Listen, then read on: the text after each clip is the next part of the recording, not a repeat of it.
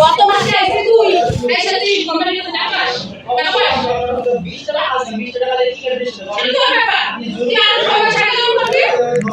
রূপকথা গার্মেন্টসে কি হয়েছে আজকে, যেখানে মালিক শ্রমিকের যে অন্যরকম একটি ভালোবাসা ছিল, এক টেবিলে ওনারা লাঞ্চ করতেন, সেই রূপকথা গার্মেন্টসে আজকে কি এমনটা হয়ে গেল যে গার্মেন্টসের শ্রমিকেরা সবাই রাস্তায় নেমে যাচ্ছে। আমি ইতিমধ্যে একটা ভিডিওতে দেখলাম যে রূপকথা গার্মেন্টসের যে মালিকের ওয়াইফ, উনি এক পর্যায়ে এক শ্রমিকের শাড়ির কলার টেনে ধরে এক হাতে জুতা দেখলাম, মারধর করার অবস্থা।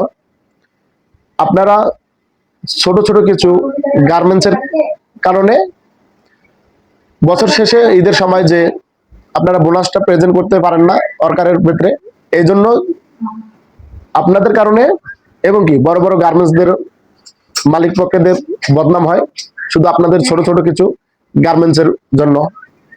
আপনারা যদি না পারেন বোনাস প্রেজেন্ট করতে, তাহলে এভাবে কেন শ্রমিকদেরকে আপনারা হয়রানি করেন?